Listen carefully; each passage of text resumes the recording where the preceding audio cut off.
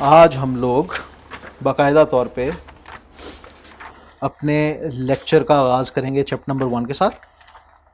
ठीक है, कल हम लोगों ने ओवरऑल सिलेबस का जो है बेसिकली एक ओरिएंटेशन और इंट्रोडक्शन ले लिया था। हम लोगों ने कल तो नहीं ना चैप्टर शुरू किया था।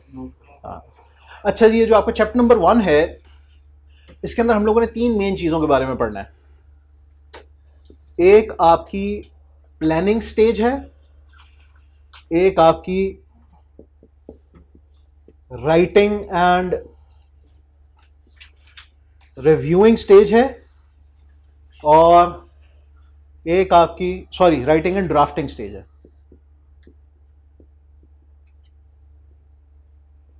और एक आपकी रिव्यूइंग स्टेज है।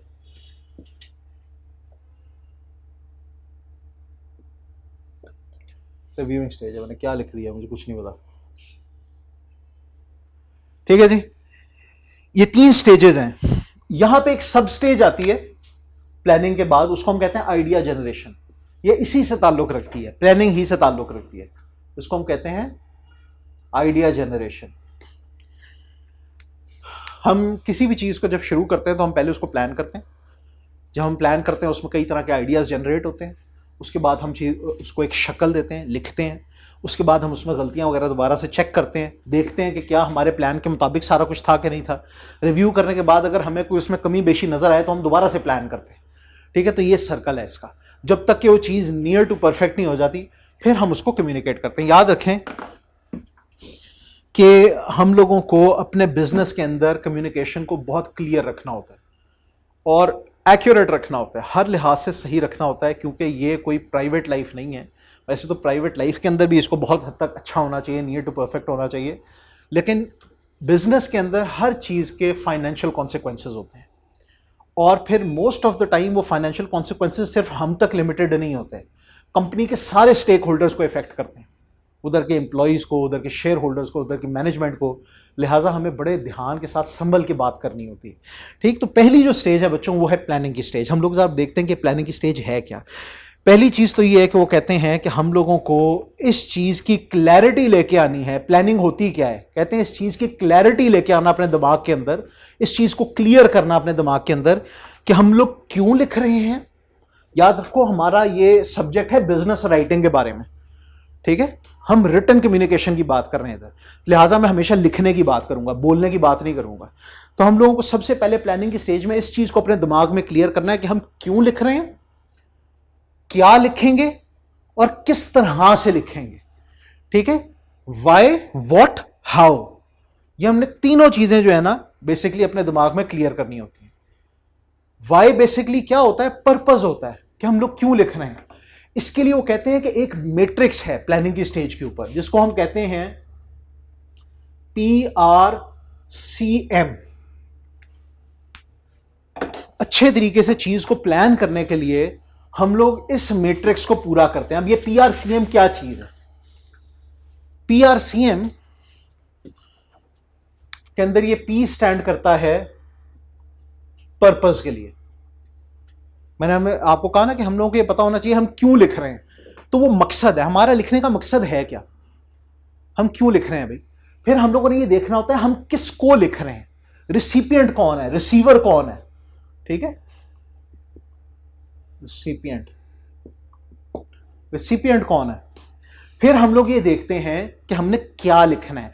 जिस वक्त हमें ये पता चल जाता है कि हम लोग क्यों लिख रहे हैं और किसको लिख रहे हैं, तो फिर हमारे लिए ये डिसाइड करना आसान हो जाता है कि हमने क्या लिखना है, अल्फाज किस तरह के इस्तेमाल करने हैं।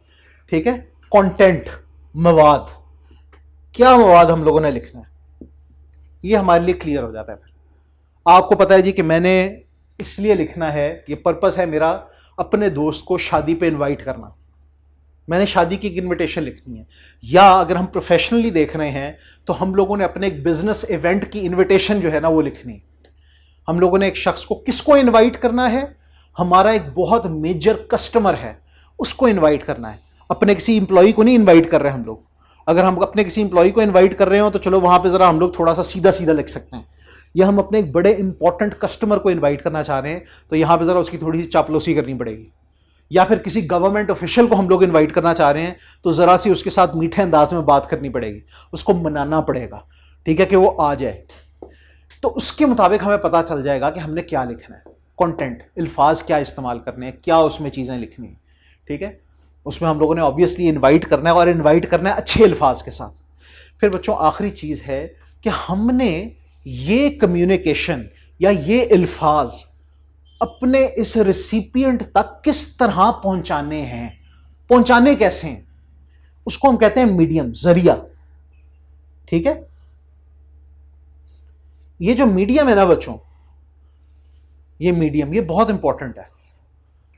अगर आपका पर्पस किसी शख्स को फौरी तौर पे बुलाने के लिए था या फौरी तौर पे किसी एक्शन को लेने के लिए था, तो फिर आपको कोई जरिया भी ऐसा चुनना पड़ेगा जो बड़ा क्विक हो, जो बहुत क्विक हो। अगर आपने कोई स्लो वाला जरिया चुन लिया तो नुकसान हो सकता है। बहरहाल हम इन चारों को अभी डिटेल में पढ़ते हैं। सबसे पहले हम लोग पढ़ते हैं पर्पस को। देखो भाई, पर्पस का क्लियरली पता होना जरूरी है। यहां पे उसने 3 अदद पॉइंट्स दिए हैं जो थोड़े से कंफ्यूजिंग है, लेकिन बहरहाल वो कहते हैं कि knowing why writing in a business is required helps direct the content. वो कहते हैं कि जिस वक्त आपको पर्पस का पता चल जाए तो उसकी वजह से क्या, कंटेंट जो है ना उसको लिखना आसान हो जाता है। ये मैंने अभी आप लोगों को पहले भी बता दिया। कहते हैं जी कि याद रखो कि हमेशा एक प्राइमरी पर्पस जरूर होता है। क्या होता है? प्राइमरी पर्पस जरूर होता है। कभी कभार साथ कुछ सेकेंडरी मकसद भी होते हैं। प्राइमरी पर्पस क्या हो सकता है कि मैंने अपने एक बॉस को इनविटेशन देनी है एक बिजनेस इवेंट की, या अपने किसी कस्टमर को या अपने किसी सीनियर किसी गवर्नमेंट ऑफिशियल को इनविटेशन देनी है शादी के इवेंट की। ये हो गया आपका प्राइमरी मकसद। प्राइमरी था, फर्ज करो, इनविटेशन टू इवेंट, लेकिन उसके साथ कुछ सेकेंडरी मकसद भी हो सकते हैं। अगर आप अपने दोस्त को इनवाइट कर रहे हो तो इस इनविटेशन के अंदर उसका हाल चाल पूछ लेना, उसके साथ कुछ दिलजोई कर लेना, ठीक है ना, उसके साथ अपने रवाबित, यानी अगर किसी गवर्नमेंट वाले बंदे के साथ बात कर रहे हो उसके साथ अपने राब्ते शाब्ते अच्छे बना लो, ये भी एक सेकेंडरी मकसद हो सकता है। ये मेन मकसद नहीं है। मेन मकसद क्या है? उसको उस इवेंट पे बुलाना। लेकिन सेकेंडरी मकसद क्या है कि इस तरह बातचीत, मुझे एक बहाना मिल जाएगा और मेरे इसके साथ ताल्लुकात जो हैं वो क्या हो जाएंगे, मजीद बेहतर हो जाएंगे। लेकिन सिर्फ ताल्लुकात मजीद बेहतर बनाते बनाते आपने उसको इवेंट पे इनवाइट किया नहीं, तो फिर बात का असल मकसद जो है वो क्या हो जाएगा, खत्म हो जाएगा। लिहाजा हमने हमेशा फोकस करना है प्राइमरी के ऊपर, सेकेंडरी उसके साथ साथ आएगा। सेकेंडरी कई हो सकते हैं मकासद, याद रखो हमने सेकेंडरी इंक्लूड करने हैं, लेकिन पहले प्राइमरी की तरफ फोकस करना है।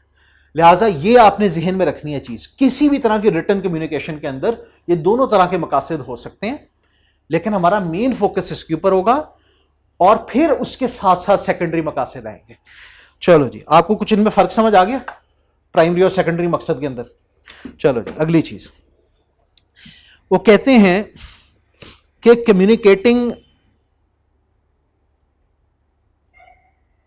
आपको किस तरह पता चलेगा कि आपका जो ये पर्पस था वो क्लियर हो गया है, ठीक है ना। वो कहते हैं कि जी पर्पस जिस वक्त आपने अपना, वो कहते हैं चेक करें that each element of the message is relevant and suitable to the audience. जिस वक्त आप मैसेज लिख रहे होगे ना, उस वक्त आप देखो कि क्या यार ये जो मेरा मैसेज है वो रेलिवेंट है, मैं जिस ऑडियंस के लिए लिख रहा हूँ उसके लिए रेलिवेंट है कि नहीं है, और कंप्लीट है कि नहीं है, ठीक है, सारे के सारे पॉइंट्स आ रहे हैं कि नहीं, और सही तरतीब में आ रहे हैं कि नहीं। इसको करने के बाद जिस वक्त आप एक दफा उसको रिव्यू करोगे ना, तो आपको आइडिया हो जाएगा मेरा मैसेज रेलिवेंट है कि नहीं, कंप्लीट है कि नहीं, लॉजिकल ऑर्डर में है कि नहीं।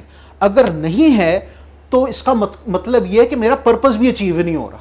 लिहाजा दोबारा आप अपने पर्पस पे जाओगे उसको एहतियातन चेक करने के लिए कि मेरा पर्पस अचीव हो। क्योंकि तकरीबन कंफर्म होता है कि अगर आपने चीज़ें कंप्लीट नहीं लिखी, मैसेज रेलिवेंट नहीं लिखा, ठीक है, तो उसका मकसद अचीव नहीं हुआ।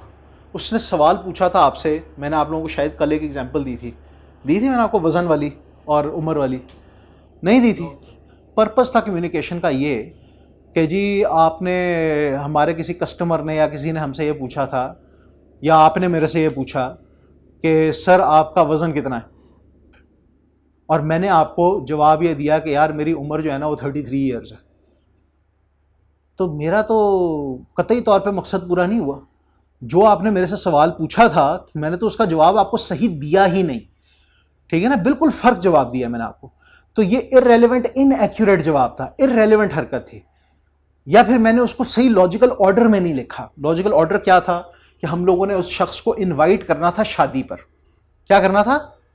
इनवाइट करना था शादी पर। लॉजिकल ऑर्डर यह बनता था, एक बड़ा सीनियर इंसान है, कि हम उससे पहले सलाम दुआ करते, उसका हालचाल पूछते, उसको थोड़ी सी दिलजोई करते, अपने इवेंट के बारे में बताते और फिर उसको इनवाइट करते, ठीक है ना। और फिर उससे रिक्वेस्ट करते कि आप ज़रूर अपना टाइम देख के तो हमें बताएं और ज़रूर अटेंड करें, हमें बड़ा खुशी होगी, ठीक है। ये आपकी एक लॉजिकल ऑर्डर बनता था। हम लोगों ने क्या किया, हम लोगों ने पहले ही उसको कहा जी कि शादी जो है इस डेट के ऊपर होगी। वो कहेगा यार ये क्या, इन्होंने ये नहीं देखा कि मेरा टाइम क्या है और क्या नहीं है, इनको ये नहीं एहसास कि मैं अपना बिजनेस चलाता हूँ। पहले आपने वो लिख दिया कि जी शादी जो है इस डेट के ऊपर होगी, इस जगह के ऊपर होगी, या फिर ये लिखा ही नहीं। दोनों केसेस गलत हैं। क्यों गलत है मैं अभी बताता हूं। पहला केस के ऊपर जरा हम बात करते हैं कि पहले आपने लिख दिया कि जी जो इवेंट है वो इस जगह के ऊपर होगा, इस वाली डेट के ऊपर होगा। फिर आपने उसको लिखा कि जी अस्सलाम वालेकुम क्या हाल चाल है, ठीक है। एंड पे आपने उसको लिखा कि नहीं सॉरी, सबसे पहले आपने लिखा कि इवेंट जो है इस वाली डेट पे होगा, फिर आपने उसको लिखा कि जी आप देख लें अगर आपके पास टाइम शाइम अगर आपका बनता हो, और एंड के ऊपर आपने लिखा अस्सलाम वालेकुम जी आपका क्या हाल चाल है। तो ये गलत है, ये लॉजिकल ऑर्डर नहीं है। इससे आपका इंप्रेशन बिल्कुल गलत जाएगा और वो आपके अनप्रोफेशनलिज्म से इतना परेशान होगा कि वो कहेगा कि इनके बिजनेस इवेंट के ऊपर जाके क्या करना है। या फिर एक और बुरा स्टेप ये हुआ कि हम लोगों ने मेन चीज लिखी ही नहीं, बिल्कुल ही मिस आउट कर गए। सारा कुछ हम लोगों ने लिखा, अस्सलाम वालेकुम क्या हाल चाल है, आप ठीक ठाक हैं, हम बड़े ऑनर्ड हैं आपके साथ ताल्लुक़ होने की वजह से, आपके साथ हमने बड़ा अरसा ये किया, चले जी अल्लाह हाफिज़। वो मेन मकसद ही ख़त्म हो गया। तो लिहाजा उसको रिव्यू करो। कभी कभी गलती से बड़े बड़े ब्लंडर हो जाते हैं, जानबूझ के ही नहीं होते, कभी कभार गलतियों से बहुत बहुत बड़े ब्लंडर हो जाते हैं। तो रिव्यू करके दोबारा से अपने पर्पस के ऊपर आओ, देखो कि मेरा पर्पस असल में था क्या, फिर उसके मुताबिक दोबारा से कंटेंट लिखो, ठीक है। पर्पस को अपने जहन में मुसलसल रखना बहुत ज़रूरी है। हमारी लाइफ का मकसद क्या है? हमने अल्लाह को खुश करके इस दुनिया से जाना है। हर मौके के ऊपर इस पर्पस को अपने जहन के ऊपर रखना बहुत ज़रूरी है। हर चीज़ इबादत बन जाएगी, हर चीज़ इबादत बन जाएगी अगर आप हर मौके के ऊपर इस पर्पस को जहन में रखोगे। समझ गए? चलो जी। वो कहते हैं जी कि क्या क्या मकासद हो सकते हैं किसी से बात करने के, अपने कॉलीग से। इन्होंने एग्जाम्पल दी हुई है, नॉट वेरी इंपॉर्टेंट थिंग, लेकिन यह है कि आपके समझने के लिए इन्होंने आपको एक एग्जाम्पल दी हुई है कि कॉलीग से बात करने के क्या क्या मकसद हो सकते हैं। इन्जॉयमेंट भी एक मकसद हो सकता है, ठीक है ना। आपस में इंसान बोर हो जाता है तो इन्जॉयमेंट के लिए भी आपस में बात करता है, ठीक। फीडबैक देना, फीडबैक किसको कहते हैं बच्चों? फीडबैक किसे कहते हैं? हाँ, रिस्पॉन्स और फीडबैक में फर्क है। ये दो लफ्ज हैं, एक चीज है रिस्पॉन्स और एक चीज है फीडबैक। बच्चों फीडबैक कहते हैं अ कॉन्फर्मेशन, इसको चाहे लिख लो या याद कर लो, a confirmation that the message has been received and understood. दोबारा से सुन लो, a confirmation that the message has been received and understood. Response basically is a reply to a previous message, ठीक है। ये एक रिप्लाई होता है, जवाब होता है किसी भी प्रीवियस मैसेज का। अब जरा इसका फर्क गौर से सुन लेना। मैंने आपको एक एग्जांपल दी थी अभी कि आप लोग मेरे से पूछते हो कि सर आपका वजन कितना है, ठीक है, और मैं आपको ये कहता हूं कि 33 ईयर्स। क्या कहता हूं? 33 ईयर्स। मैंने आपको रिस्पॉन्स दिया है। क्या दिया है? रिस्पॉन्स दिया है। लेकिन इस रिस्पॉन्स से आपको ये चीज समझ आ गई है कि भाई हमें फीडबैक सही नहीं आया, सर को बात समझ नहीं आई, सर को बात समझ नहीं आई, इनके दिमाग ने बात को उस तरीके से रिसीव नहीं किया जिस तरीके से हम उसको बताना चाहते थे, लिहाजा उन्होंने हमें जवाब गलत दिया। ऑन द अदर हैंड मैं आपको ये कहता हूं कि यार मोटे लोगों से उनका वजन नहीं पूछना चाहिए। मैंने आपको जवाब दिया आपकी बात का? नहीं दिया। लेकिन फीडबैक मैंने आपको दे दिया, आपको ये यकीन हो गया कि सर को हमारी बात की समझ आ गई है, हम लोगों ने जो सवाल पूछा था सर को उसकी समझ आ गई, फीडबैक हमें मिल गया, रिस्पॉन्स नहीं मिला। रिस्पॉन्स मिला है लेकिन हमें हमारी चीज का जवाब नहीं मिला, जो प्रॉपर जवाब था वो हमें क्यूरी हल नहीं हुई। तो बच्चों ये इन दोनों का फर्क है, समझ रहे हो? रिस्पॉन्स एक जवाब होता है, उससे आप अंदाजा लगा सकते हो कि फीडबैक आया है कि नहीं आया है, साथ साथ आपको जवाब भी मिल रहा होता है। लेकिन फीडबैक में जरूरी नहीं होता कि साथ साथ रिस्पॉन्स भी हो, समझ रहे हो? आपकी बात का जवाब भी हो, यह जरूरी नहीं होता। बस फीडबैक एक कॉन्फर्मेशन होती है कि अगले बंदे को समझ आ चुकी है कि आपकी बात क्या है, रिसीव भी हो गया और समझ भी आ गई है। चलो जी, तो फीडबैक हासिल करने के लिए भी हम लोग एक दूसरे से कम्युनिकेट करते हैं कि फर्ज करो कि आपने मेरे से पूछा कि सर कल क्लास होगी, और मैंने कोई जवाब नहीं दिया, मैंने क्या कोई जवाब नहीं दिया। आप दोबारा से मेरे से पूछते हो, क्यों पूछ रहे हो? ताकि मैं आपको फीडबैक दूं, कंफर्म करने के लिए कि यार इनको चीज रिसीव हो गया कि नहीं। सर वो कल क्लास होगी, मैं कहता हूं हाँ मैं 1 मिनट बताता हूं, पता करके बताता हूं, फीडबैक मिल गया आपको, आपका मकसद पूरा हो गया। एक ये भी पर्पस हो सकता है, ठीक। फिर to share and obtain information, इसलिए भी हो सकता है आप खुद आके मुझे बताते हो कि सर कल छुट्टी है, ये आपने मेरे साथ एक पीस ऑफ इंफॉर्मेशन शेयर किया है, सवाल नहीं पूछा, आपने मेरे साथ इंफॉर्मेशन शेयर की है कि जी हमारी जो एग्जाम्शन थी वो अब खत्म हो चुकी हुई है, ये आपने एक इंफॉर्मेशन मेरे साथ शेयर की है। फिर to demonstrate competence and trust, मैं क्लास में कोई सवाल पूछता हूं, आप अपनी कॉम्पिटेंस दिखाने के लिए कि हम कॉम्पिटेंट बंदे हैं उसका जवाब देते हो। मीटिंग में बॉस जो है वो कोई चीज पूछता है तो एक बंदा जो है वो कोई भी जवाब दे सकता था, सारों को पता था, वो चीज सिस्टम में भी मौजूद थी, वो बॉस खुद भी उसको देख सकता था, लेकिन हम लोगों ने खुद इसलिए जवाब दिया ताकि बॉस को पता चले कि हम लोग कॉम्पिटेंट हैं। इसलिए भी हम लोग एक दूसरे से बात कर सकते हैं, ट्रस्ट शो करने के लिए भी बात कर सकते हैं। आपके कई सीक्रेट्स होते हैं, ठीक है, जो आप अपने दोस्तों के साथ शेयर कर लेते हो, हर बंदे के साथ नहीं करते। दोस्त के साथ क्यों शेयर करते हो? अभी उसको कितने नफलों का सवाब है, उसको ये आप उसके साथ अपना ट्रस्ट शो, आप उस पर ट्रस्ट करते हो, आप अपना ट्रस्ट उसको शो करते हो इस तरह से कि भाई मैं तेरे साथ अपनी प्राइवेट बात करता हूं। दोस्तों को पता होता है, मियाँ बीवी को पता होता है, माँ बाप को पता होता है, इनको हम ट्रस्ट करते हैं। इसी तरह रिस्पेक्ट शो करने के लिए भी हम लोग कर सकते हैं कि हर बंदा आ जा रहा था, मैं आपको एग्जांपल दे रहा हूँ कि हर बंदा, वैसे तो मुसलमानों के लिए ज़रूरी है कि वो सारे मुसलमानों को सलाम करें, लेकिन हर बंदा आ जा रहा था, हमारे कोई बड़ा कोई टीचर गुजरा या फिर हमारा कोई पेरेंट्स में से कोई गुजरा, हमने ख़ास तौर पर उनको सलाम किया, ये रिस्पेक्ट शो करने के लिए था, ठीक है। तो ये कम्युनिकेशन रिस्पेक्ट शो करने के लिए थी। और कभी कभार रवाबित बढ़ाने के लिए भी इंसान कम्युनिकेशन करता है। कोई कस्टमर था या फिर कोई पोटेंशियल क्लाइंट था, अभी तक आपका कस्टमर बना नहीं है, लेकिन एक बड़ा ठीक ठाक बिजनेसमैन है, उसके साथ आप ईद के मैसेजेस भी उसको शेयर कर रहे हो, उसके हालचाल भी पूछ रहे हो, ये सीट को सलाम हो रहा होता है। क्या हो रहा होता है? हाँ, ये सीट को सलाम होता है। कोई गवर्नमेंट का बंदा है, कोई साथ, उसके साथ रैपोर्ट बनाने के लिए, रैपोर्ट कहते हैं रेपुटेशन को, ठीक है ना, रैपोर्ट बनाने के लिए आप उसके साथ सलाम दुआ रखते हो या कम्युनिकेशन करते हो ताकि आपके इसके साथ रवाबित बन जाएं। तो ये मुख्तलिफ वजूहात हैं, सही है जी। अच्छा जी, इसके अलावा बच्चों जो अगली चीज़ हम लोगों ने नोट करनी है पर्पस के अलावा, वो है रिसिपिएंट। याद रखो कि ये एक बहुत इंपॉर्टेंट चीज़ है, हल्की फुल्की नहीं। रिसिपिएंट जो है, इसके बारे में मैं हमेशा कहता होता हूं कि रिसिपिएंट इज किंग। सारी कम्युनिकेशन इसके मुताबिक होती है, इसके और इसके मुताबिक, इन दो चीज़ों के मुताबिक, लेकिन हम कम्युनिकेशन को ढालते इसके मुताबिक है हमेशा, ठीक है ना। मैं चाहता था कि मुझे कोई पानी पिला दे, ठीक है, एक तरफ मेरे घर में कोई नौकर है या फिर कोई छोटा बहन भाई है, मैं उसको कहता हूँ पानी पिलाने को, और एक तरफ मेरे माँ बाप हैं, है ना, बूढ़े माँ बाप हैं, और अब जाहिर सी बातें हैं भी माँ बाप, तो दोनों को कहने के अंदाज के अंदर फ़र्क होगा। मैं किस तरह से कहता हूँ दोनों को, या फिर मेरा अपना बच्चा है तो मैं उसको किस तरह से कहता हूँ, वेरी डिफरेंट, ठीक है। इन दोनों तीनों के साथ बात करने में डिफरेंस होगी।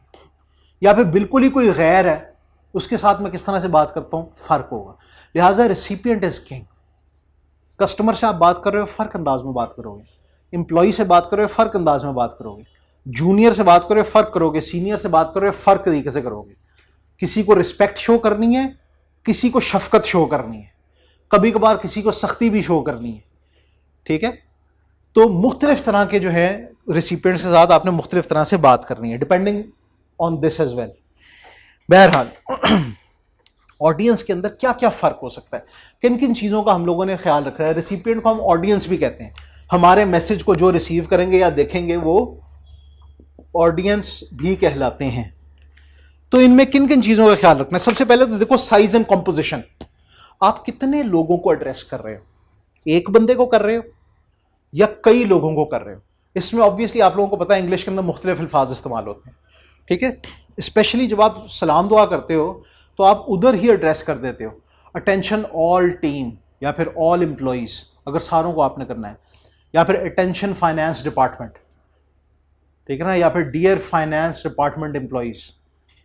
तो वो आपने खुद ही से डिफाइन करना है कि मैंने एक बंदे को करना है, या फिर आप डियर जोहेब राशिद एक बंदे को आपने बात करनी है, तो एक बंदे से आप कर रहे हो।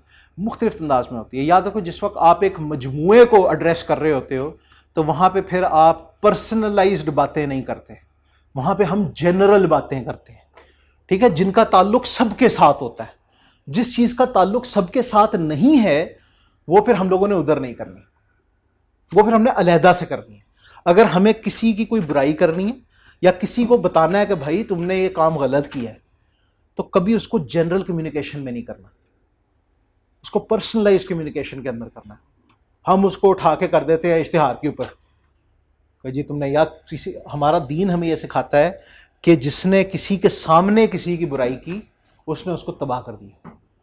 अगर किसी के सामने उसकी इस्लाह की, क्या की, इस्लाह की, तो उसने उसको तबाह कर दिया। हम उसको कह रहे हैं कि यार ये इस तरह से करो, हम किसी के सामने कह रहे हैं ये गलत बात है, उसकी इज्जत का ख्याल रखो। लेकिन अगर अलहदा में की तो उसने उस पर एहसान किया, अलहदा बुला के उसको कही कि यार ये इस तरह से नहीं करते, इस तरह से करते हैं, तो फिर उसने उस पर एहसान किया। तो ये चीज़ सीखने वाली है, ये हमें अब हमारी पढ़ाइयाँ सिखा रही हैं, हमें 1400 साल पहले आप सल्लल्लाहु अलैहि वसल्लम ने ये चीज़ें सिखाई हुई।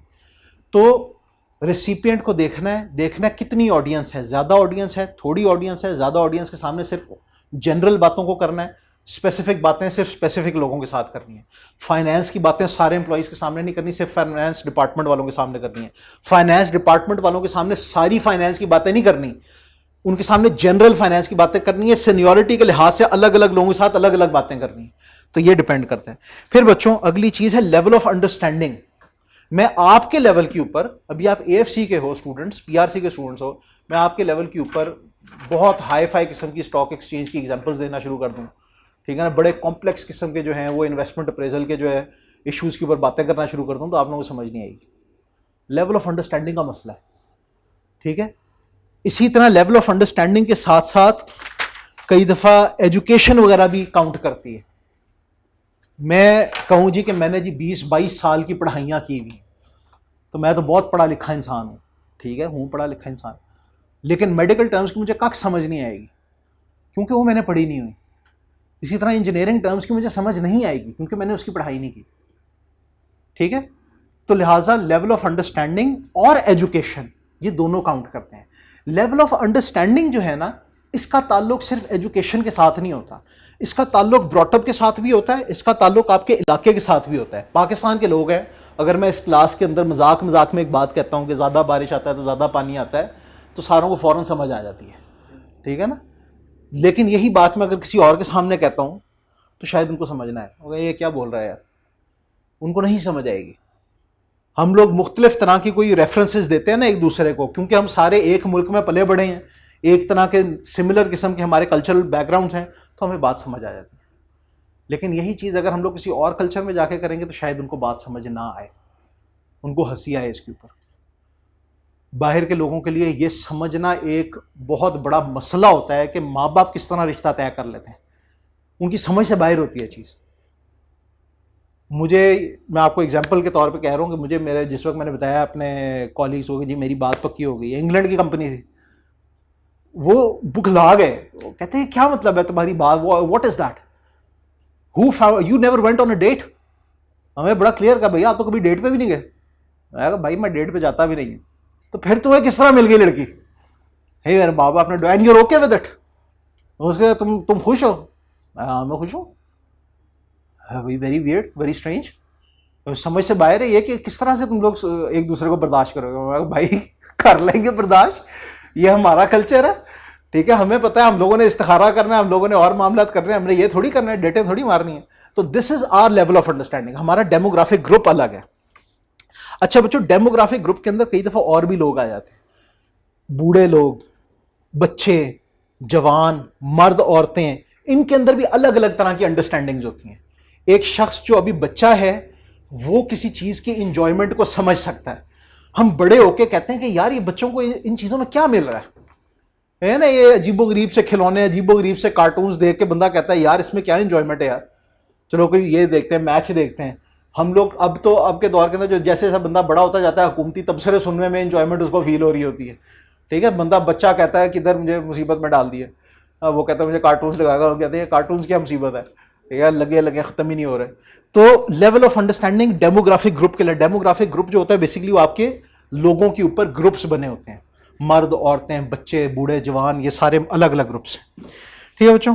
फिर एक्सपेक्टेशंस एंड रिस्पॉन्स, ये भी देखो कि वो कहते हैं जी would the message generate an action when shared with details और सिंपल रिक्वेस्ट वुड डू। हाँ, वो कहते हैं कि देखो कि आपका मैसेज जो है ये कैसा ग्रुप है कि इसको हमें डिटेल्ड चीजें देने की जरूरत है या फिर सिंपल रिक्वेस्ट देने की जरूरत है। अगर आपने किसी सीनियर को कोई बात करनी है तो आप उसको जो है ना किसी चीज के ऊपर अगर आपने उसको कन्विंस करना है, मनवाना है किसी सीनियर को, तो फिर आपको भाई उसको डिटेल्स देनी पड़ेंगी, आपको उसको बताना पड़ेगा क्यों का जवाब, ठीक है जी, कि सर हम ये करना चाहते हैं, हमें इजाजत दे दें, और उसके ऊपर क्यों भी बताना पड़ेगा कि ये वजूहत है। लेकिन अगर किसी जूनियर को आप बताना चाह रहे हो, जूनियर रिसिपिएंट है, तो उसकी एक्सपेक्टेशन ये नहीं है, वो आपसे जस्टिफिकेशंस नहीं एक्सपेक्ट करता।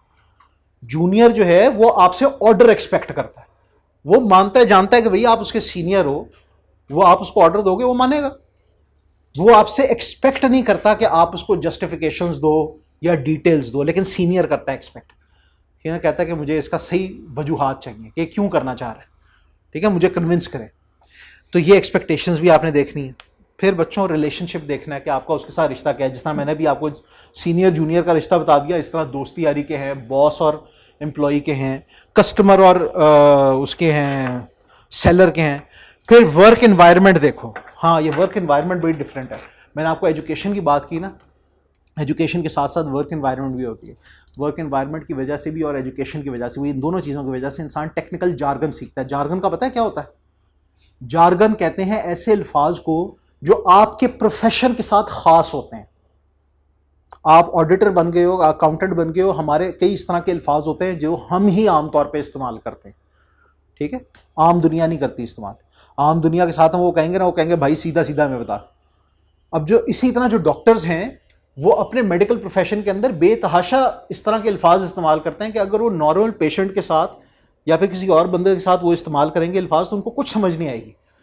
वो उसको लंबी चौड़ी कोई चीज़ बता रहा होगा लैटिन के अंदर, जिसका मतलब ये होगा कि इसका गला ख़राब है, ठीक है, वो कहेगा यार मुझे सीधा सीधा बताओ मेरा गला ख़राब है। लेकिन वो डॉक्टर कहेगा कि यार इसमें बड़ी कॉम्प्लिकेशंस होती हैं, मुझे बताना है तुम्हारा गला क्यों ख़राब है, किस वजह से ख़राब, किधर करके ख़राब है, किस किस्म का ख़राब है। अच्छा, अब अगर वो अपने किसी डॉक्टर दोस्त के साथ बात कर रहा होगा तो बेहतर ये है कि वो मेडिकल टर्म में ही बात करें, क्योंकि वो ज़्यादा क्विक हो जाएगी, उसको भी फ़ौरन समझ आ जाएगी बात और इसको भी बताना आसान हो जाएगी। लेकिन अगर किसी ले पर्सन के साथ बात कर रहे हैं तो फिर वहाँ पे इसको अपने मिजाज को चेंज करना पड़ेगा, वहाँ पे टेक्निकल जार्गन इस्तेमाल नहीं करना, क्योंकि अगला पर्सन इसके लिहाज से जाहिल है, ले पर्सन है, उसको नहीं पता कि ये क्या अल्फाज हैं। फिर बच्चों इस तरह आपके एटीट्यूड्स एंड इंटरेस्ट्स भी आ जाते हैं। Attitudes and interests, attitudes and interests में क्या होता है, आप देखते हो भी जनरल आउटलुक क्या है, लोगों को क्या चीज़ें पसंद हैं, स्पेशली उनके कल्चर की वजह से, उनके रिलीजन की वजह से। मैं आपको इसकी एग्जांपल देता हूँ। आज से मैं मेरे ख्याल में 16-17 साल का था, तो मैं एक जॉब कर रहा था एक इंग्लैंड के अंदर एक कंपनी में, और मुझे मेरा जो बॉस था उसने ये वो दी, एक ऑफर दी। उसने कहा कि यार तुम अगर ज़रा कुछ घंटे और काम कर लो ना तो आज मैं तुम्हें ड्रिंक्स पे लेके चलूँगा। मैं कहा जी मैं तो पीता नहीं हूँ। है क्यों नहीं पीते? मैं मुसलमान हूँ। ओहो अच्छा अच्छा ठीक है, वो समझते थे, उनको पता है। मैं कहा जी मैं तो नहीं पीता। वो उसने अपनी तरफ से बेचारे ने एक अच्छी ऑफर दी, उनके लिए कॉमन चीज़ है। उसने कहा कि यार थोड़ी देर ठहर जाओ, मैं तुम्हें ड्रिंक्स वगैरह पे लेके चलूंगा। वो गोरे को कहता है, उसने कहा ठीक है यार, मैं तेरे लिए घंटा 1.5 घंटा और काम कर लेता हूँ, मुझे तुम पिलाने लेके जा रहे हो तो चलो पियेंगे रज के। तो उसने तो खुशी से कहना था, मेरे लिए ये कोई अच्छी चीज़ नहीं थी। इसी तरह ऑन द अदर हैंड एक दफ़ा मुझे एक और कंपनी के अंदर लोगों ने कहा कि यार तुम अपने वीकेंड ज़रा हमारे पास काम कर लो। मैंने कहा जी मैं किस खुशी में वीकेंड्स में काम कर लूँ, मैंने अपनी पढ़ाई करनी है, उधर मेरी पढ़ाई रहती थी, ठीक है। मैंने कहा जी मैंने तो अपनी पढ़ाई करनी है। कहते यार हम तुम्हें मजीद पे दे देंगे। मैंने कहा यार इस वक्त मेरे लिए पैसे इतने इंपॉर्टेंट नहीं है जितना इंपॉर्टेंट मेरे लिए अपना एग्जाम पास करना है, तो मेरे लिए वो ज़्यादा इंपॉर्टेंट है, लिहाजा मैं अपना वीकेंड कुर्बान नहीं करूँगा। तो मेरा इंटरेस्ट ही नहीं था उस चीज़ के अंदर। इसी तरह अगर आपके एम्प्लॉयज़ जो हैं वो ज़्यादा जवान है, एज भी बहुत बड़ा फैक्टर होता है आपके इंटरेस्ट जो है वो डेवलप करने के अंदर। जवान लोग हैं, आप अपने एम्प्लॉयज़ को कहते हो कि यार तुम लोग हमारे पास अगर काम करोगे तो हम तुम्हें मुख्तलिफ तरह के बेनिफिट्स देंगे। क्या बेनिफिट्स देंगे? आप कहते हो जी कि हम तुम लोगों को मेडिकल की इंश्योरेंस देंगे, ठीक है, आपके आगे जो बच्चे हैं उनकी शादियों की इंश्योरेंस करवाएंगे, ठीक है फला। वो कहीं यार हमारी अभी शादियाँ नहीं हुई, हमारे बच्चों की शादियों पे तुम लोग पहुंच गए हो, हम पता नहीं तब तक इस कंपनी में रहते हैं कि नहीं रहते हैं, यार तुम लोग किस बेनिफिट की बात कर रहे हो। वो नहीं इससे खुश होंगे। और फिर वो जवान लोग हैं, बीमार कम पड़ते हैं, उनको मेडिकल इंश्योरेंस इतना ज़्यादा अट्रैक्ट नहीं करेगी। हाँ आप उनको ये कहते हो कि यार हम तुम लोगों को जिम की मेंबरशिप्स देंगे, हम तुम लोगों को फलाने रेस्टोरेंट की मेंबरशिप दे देंगे, ठीक है ना, फलाने क्लब की मेंबरशिप दे देंगे, तुम लोगों को हफ्ते के अंदर या महीने के अंदर एक ट्रिप करवाया करेंगे, ठीक है। ये अगर आप उनको कहते हो तो उस पर बड़े खुश होंगे, वो कहेंगे यार ये ठीक है, हम इस पर खुश हैं। समझ गए बात? ये फर्क है एक्सपेक्टेशंस का और रिस्पॉन्स का। लिहाजा आपने रेसिपिएंट को देखते हुए बच्चों बात करनी है। यहां पर इसने अब आप लोगों को बुक के अंदर एक और एग्जांपल दी हुई है। अब आप लोगों के पास बुक आ जाए तो मैं चाहता हूं कि आप लोग मेरे साथ पढ़ो। अगर आप लोगों को फौरी तौर पे हार्ड में बुक नहीं मिल रही नीचे से तो उसको सॉफ्ट में ज़रूर डाउनलोड कर लो अपने फ़ोन्स के अंदर, ठीक है ना, लाजमन। बहरहाल यहां पे इसने दो अलग अलग तरह के लोगों के साथ बात करने का तरीका बताया हुआ है। एक नया क्लाइंट है और एक पुराना क्लाइंट है, दोनों के साथ फर्क अंदाज है। फर्क अंदाज क्या है कि जो नया वाला क्लाइंट है इसके साथ वो जरा ज्यादा फॉर्मल है, ठीक है, ज्यादा फॉर्मल है, ज्यादा तमीज के साथ उससे बात कर रहा है। जो पुराना क्लाइंट है उसके साथ ये ज्यादा फ्रेंडली है, ठीक, उसके साथ इसने ज्यादा फ्रेंडली अंदाज में बात की है। उसके अंदर वो कहता है यार I hope that you are in good health, I have just shared the information you requested earlier. Direct होके बात कर रहा है उसके साथ, ठीक। जबकि उसने दूसरे बंदे के साथ बहुत फॉर्मल होकर बात की हुई है, कहता है the information you requested regarding our product is enclosed for your reference. इस तरह से वो बात कर रहा है, फॉर्मल रहते हुए बात कर रहा है ज्यादा से ज्यादा। हम लोगों ने इसको लिखने की प्रैक्टिस करनी है, इन दोनों तरीकों को। एक ही तरह का मैसेज है, एक ही मैसेज है, लेकिन दो बिल्कुल फर्क अंदाज में उसने बात की हुई। हमने इन दोनों की प्रैक्टिस करनी है लिखने की, समझ गए? चलो जी, अब बच्चों अगली चीज जो है, जो अगला मकसद, ये हम लोगों ने ये दो चीजें इस वक्त देख ली हैं, पर्पस और रिसिपिएंट। अगली चीज जो वो कंटेंट है, जो मवाद हम लोग लिखने जा रहे हैं। ये मवाद क्या होता है? वो कहते हैं जी content refers to the information that is added in the communication. उस इंफॉर्मेशन के बारे में ये हम लोग ये लफ्ज़ इस्तेमाल करते हैं जिसको हम लोग बेसिकली अपनी कम्युनिकेशन के अंदर लिख रहे हों। It may be a persuasive message. वो कहते हैं आपका मैसेज जो है वो परसुएसिव भी हो सकता है या फिर डायरेक्ट भी हो सकता है, ठीक है। वो कहते हैं response to an inquiry, details और फैक्ट्स फॉर डिसीजन मेकिंग और any other information that a sender wants to share with the receiver. ये कहीं किसी भी तरह का मैसेज हो सकता है। परसुएसिव मैसेज किसको कहते हैं? जिसमें हमने किसी को किसी बात के ऊपर मनवाना होता है, ठीक है ना, मनाना होता है हमने कि यार वो इस चीज इस बात पे मान जाए, इसको हम कहते हैं परसुएसिव मैसेज। डायरेक्ट मैसेजेस क्या होते हैं कि जिसमें हमें मनाने की कोई ज़रूरत नहीं होती, हमने किसी चीज़ का जवाब देना है या फिर सिंपली कोई इंफॉर्मेशन शेयर करनी है, ठीक है, या कोई अच्छी खबर देनी है। ये होते हैं आपके डायरेक्ट मैसेजेस। ये दो मेजर तरह की अप्रोचेज हैं, उनको हम कहते हैं दो मेजर तरह की अप्रोचेज। एक होती है बच्चों डायरेक्ट अप्रोच, डायरेक्ट, और एक होती है इनडायरेक्ट अप्रोच। इनडायरेक्ट अप्रोच, दो तरह की अप्रोचेज हैं। अब डायरेक्ट अप्रोच जो है, यहां पे हम तमहीद नहीं बांधते। क्या नहीं करते? मेरे पीछे बोलो, क्या नहीं करते हम इधर? हाँ, सीधी सीधी बात करते हैं।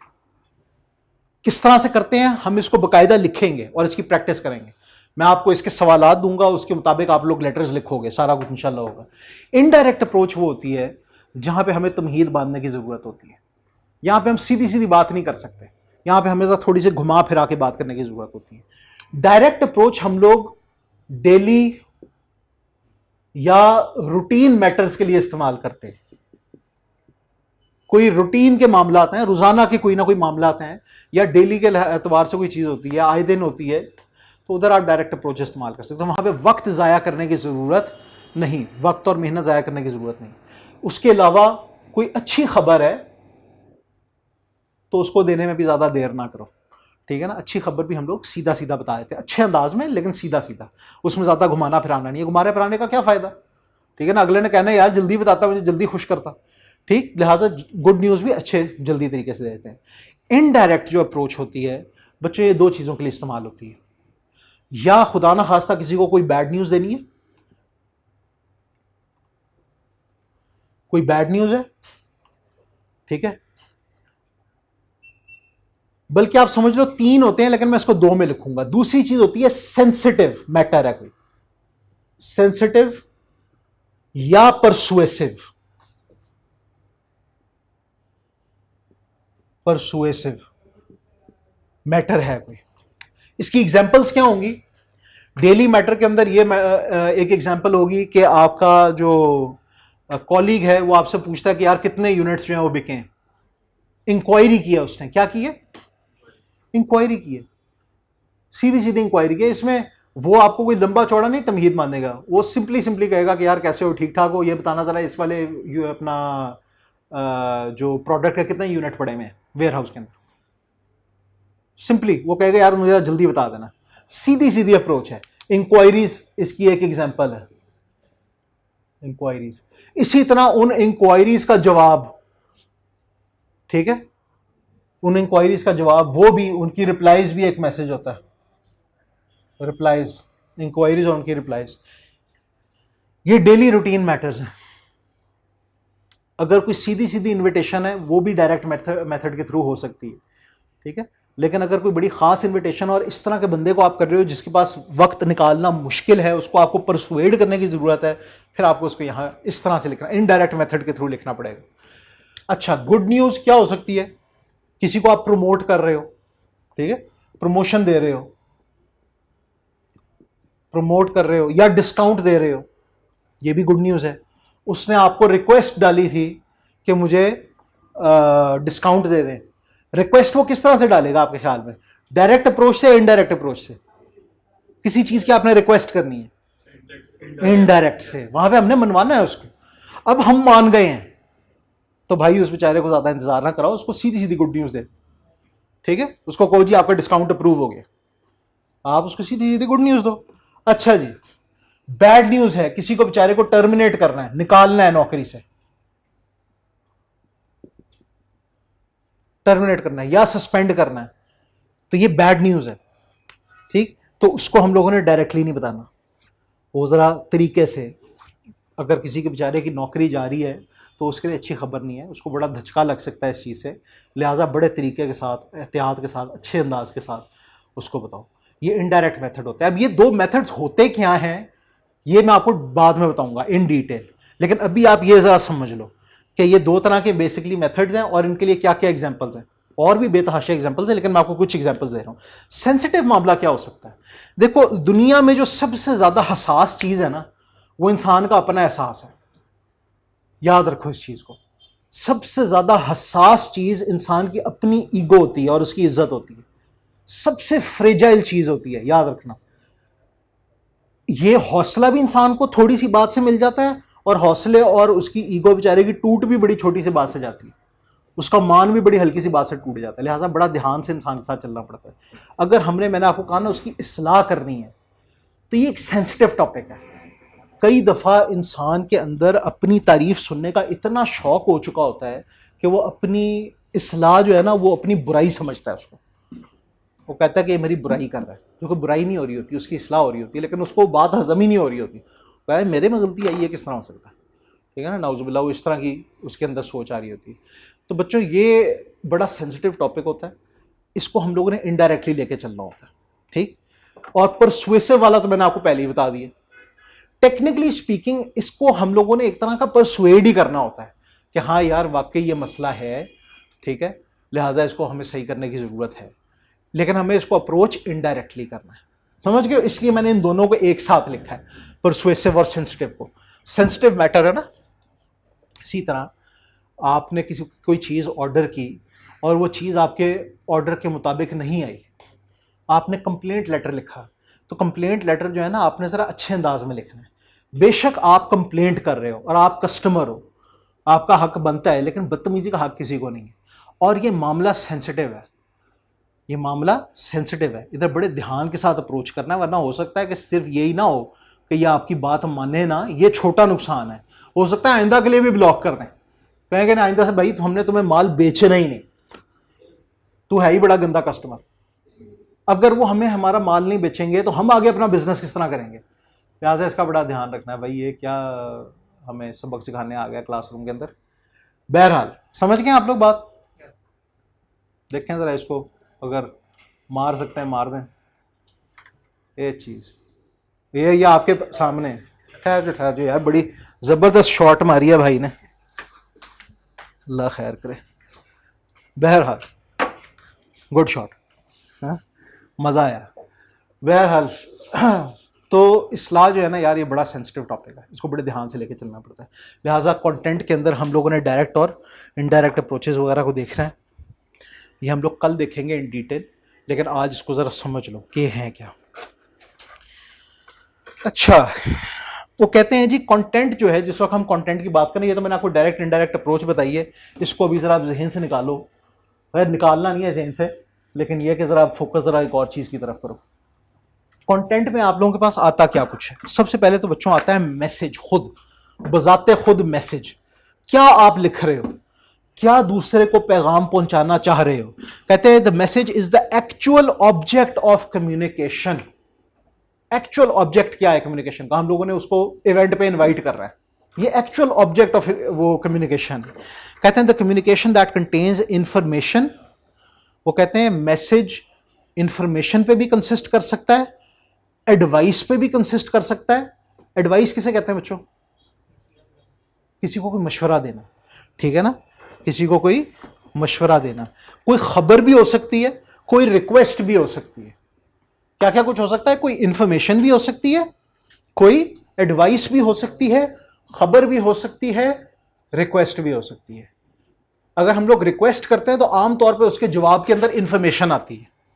आमतौर पे न्यूज़ के लिए आमतौर पे रिक्वेस्ट देना ज़रूरी नहीं होता। न्यूज़ चूंकि एक नई चीज़ आई होती है, हम खुद से दूसरे को बताते हैं। इसी तरह एडवाइस जो है, इसके लिए भी कई दफ़ा रिक्वेस्ट पहले आती है, कई दफ़ा रिक्वेस्ट पहले आती है और फिर हम उसको एडवाइस करते हैं। और अगर रिक्वेस्ट ना आई हो तो फिर ये एडवाइस जो है बड़ा सेंसिटिव टॉपिक हो जाता है, ठीक है ना।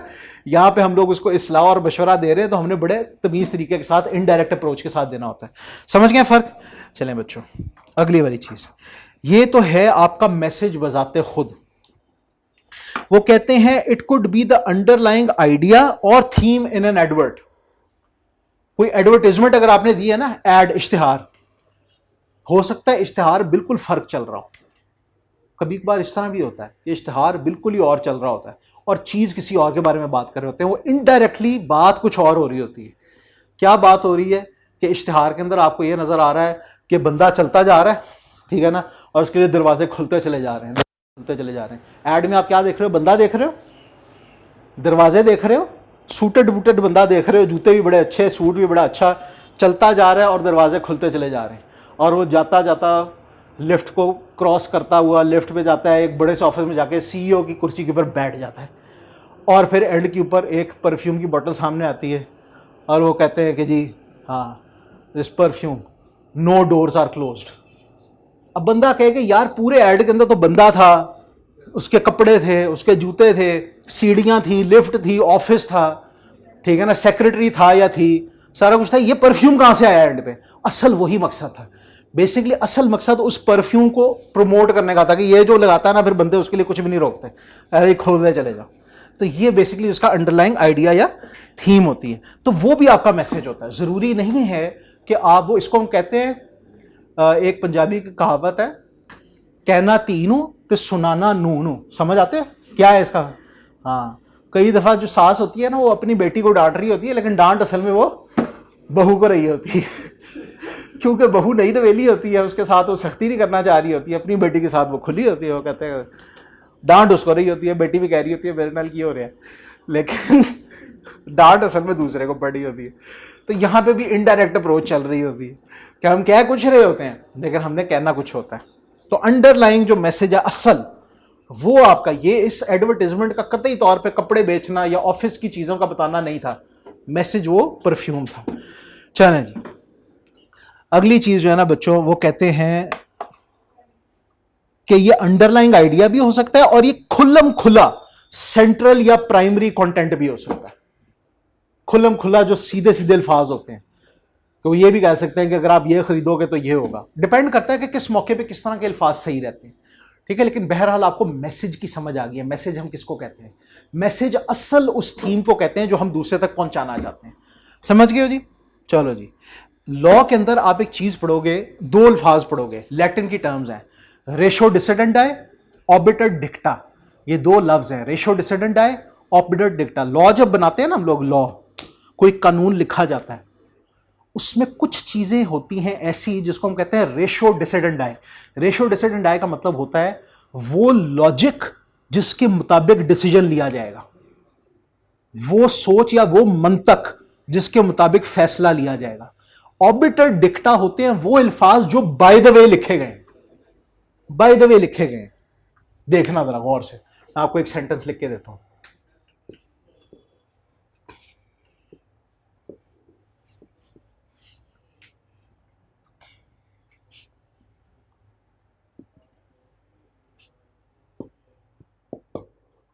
मैंने क्या लिखा है? The fat boy was running fast. अब जरा गौर से देखना, ये लफ्ज, ये लफ्ज, ये लफ्ज और ये लफ्ज, इन दोनों को आप निकाल दो, सेंटेंस तो परफेक्ट नहीं होगा लेकिन समझ आपको आ जाएगी। सेंटेंस परफेक्ट नहीं होगा, ग्रामेटिकली इनकरेक्ट होगा। फैट बॉय रनिंग फास्ट, आपको मतलब समझ आ जाएगा, असल मतलब यही था। ये ऑबिटर डिक्टा है, ये रेशो डिसिडेंडा है। समझ रहे हो? ये असल मकसद था हमारी कम्युनिकेशन का। तो इसी तरह वो कहते हैं कि कई दफ़ा जो आपकी जो कम्युनिकेशन होती है उसके अंदर कुछ अल्फाज एमी बाय द वे होते हैं और कुछ अल्फाज असल मेन चीज़ें होते हैं जो अगर ना मौजूद हों तो आपकी बात का पर्पज़ ही ख़त्म हो जाता है। समझ गए? चलो जी,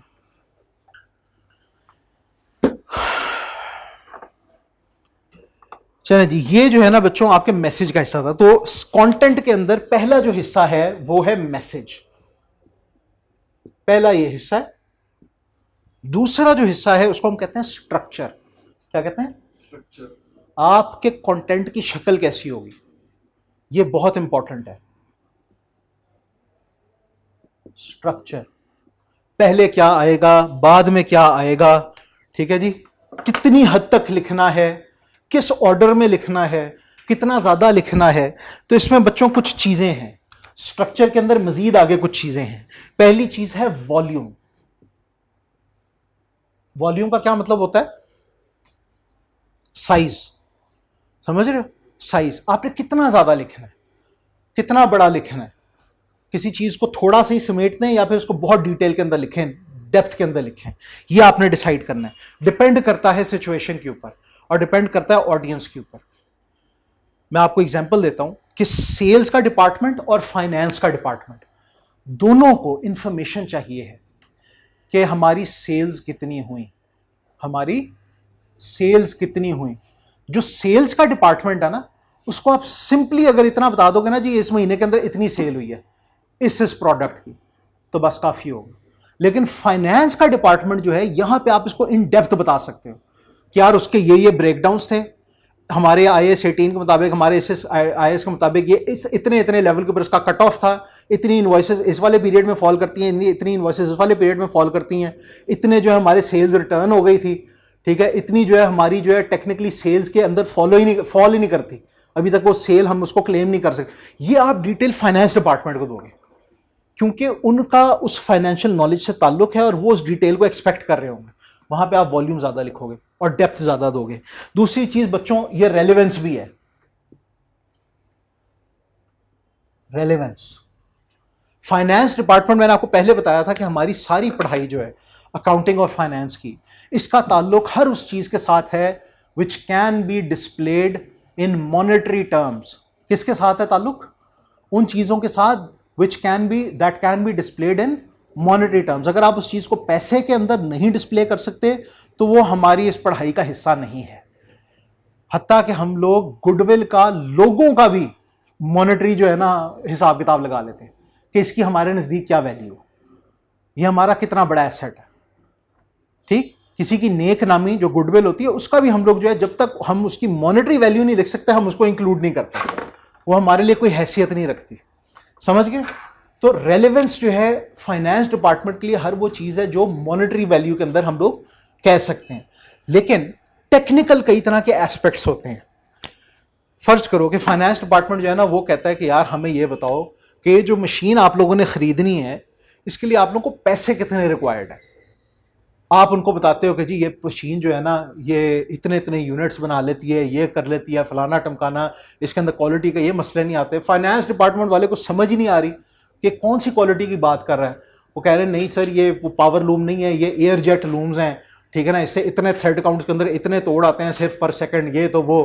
फिर इसके बाद आप डिजिटल, वो उसको पता ही नहीं कि यार डिजिटल प्रिंटिंग क्या है, एयर लूम क्या है, फलाना। वो कहता भाई पैसे कितने चाहिए, मुझे ये बताओ कितने की मशीन है, कितनी लाइफ होगी, कितनी डिप्रिसिएशन होगी, मुझे ये वाली चीजें बताओ। ये मेरे से रेलिवेंट नहीं है, ये प्रोडक्शन डिपार्टमेंट को बताओ। ठीक है, तो लिहाजा चीज को क्या होना चाहिए, रेलिवेंट। स्ट्रक्चर के अंदर आपने वॉल्यूम डिसाइड करनी है, रेलिवेंस डिसाइड करनी है। फिर दूसरी चीज बच्चों, उस रेलिवेंस के अंदर आप लोगों ने सिर्फ ये नहीं डिसाइड करना कि हम लोगों ने कंटेंट क्या लिखना है, आपने ये भी डिसाइड करना है कि मैंने इधर इस चीज को लिखना है कि नहीं लिखना। मैं एक खास चीज डिस्कस कर रहा हूं एक पैराग्राफ के अंदर, एक पैराग्राफ के अंदर मैं एक चीज डिस्कस कर रहा हूं, क्या मुझे इसका साथ का एक रिलेटेड पॉइंट भी इधर लिखने की जरूरत है या इससे अगले पैराग्राफ के अंदर लिखूं। फॉर एग्जाम्पल हम लोग पोल्यूशन के ऊपर बात कर रहे हैं, हम लोग पोल्यूशन पे बात कर रहे हैं और आपने उसके हल भी बताने हैं। तो आप सोचते हो, आप कहते हो कि यार ये बेहतर होगा कि मैं हर पोल्यूशन की वजह बताऊं और उसका हल भी साथ ही बताऊं, या फिर पहले मैं सारी वजूहात बता दूं और फिर मैं बाद में हल बता दूं। तो ये आपने डिसाइड करना है कि ये रेलेवेंट होगा कि नहीं होगा। ठीक है जी, चलें। अगली चीज है बच्चों ऑर्डर। क्या चीज है ये? इसको हम कहते हैं तरतीब। Volume, relevance, order. ऑर्डर किस लिहाज से? आप कहते हो कि जी सर कहते हैं कि तरतीब जो है ना वो आप लोगों ने तरतीब का ख्याल रखना है, लॉजिकल ऑर्डर रखना है। भाई किस तरह से हम लोगों ने किसी चीज को तरतीब देनी है? तरतीब देने के कई तरीके होते हैं। आप इंपॉर्टेंस के लिहाज से तरतीब दे सकते हो। यहां पे लिख देता हूं मैं, ये ऑर्डर है। ऑर्डर किस किस तरह से आप दे सकते हो? इंपॉर्टेंस के लिहाज से दे सकते हो। आपने बात शुरू की, आपने पहले से डिसाइड करना है कि क्या मैं पहले कम इंपॉर्टेंट बात करूं और एक सस्पेंस क्रिएट करता हुआ एंड में जाके ज्यादा इंपॉर्टेंट बात करूं, या फिर उल्टा हिसाब करूं, पहले मुझे ज्यादा इंपॉर्टेंट बात करने की जरूरत है और बाद में मुझे बाकी की डिटेल्स बताने की जरूरत है।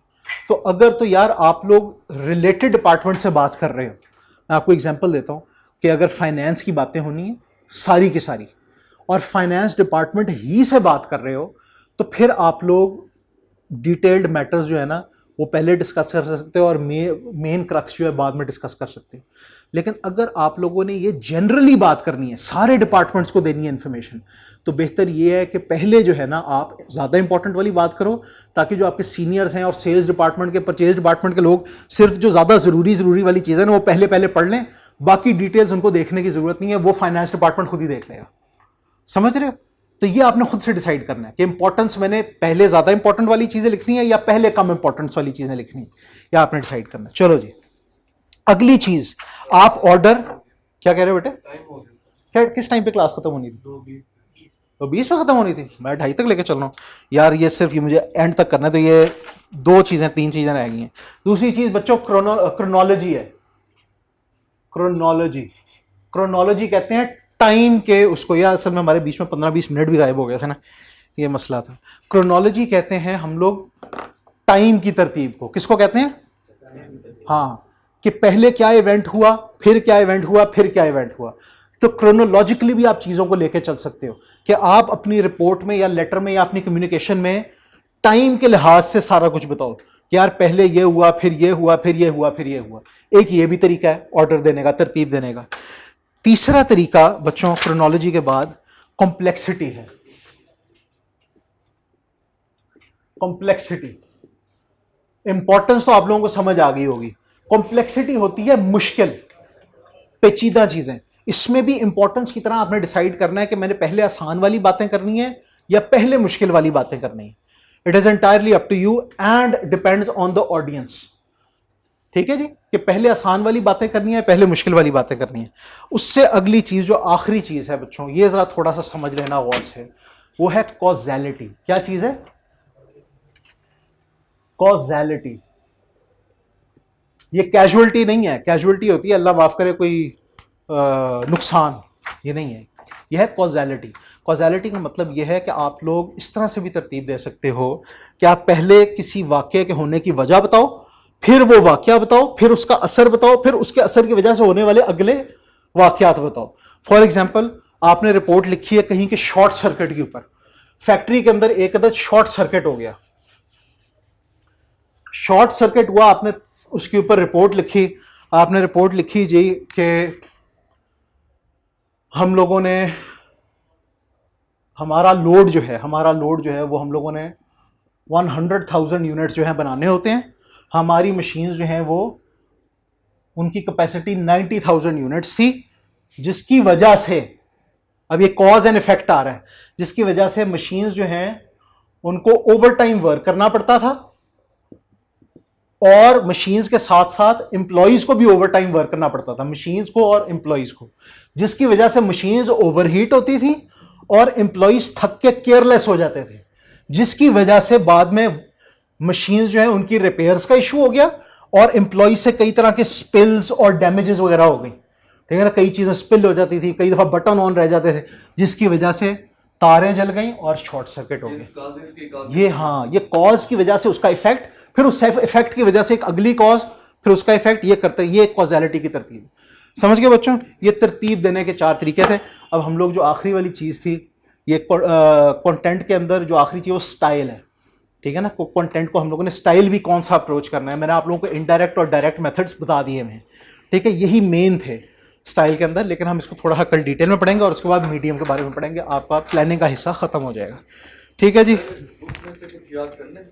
बेटे, ये जो मैं पढ़ा रहा हूँ ना, ये तो लाजमन ज़हन में रखना है।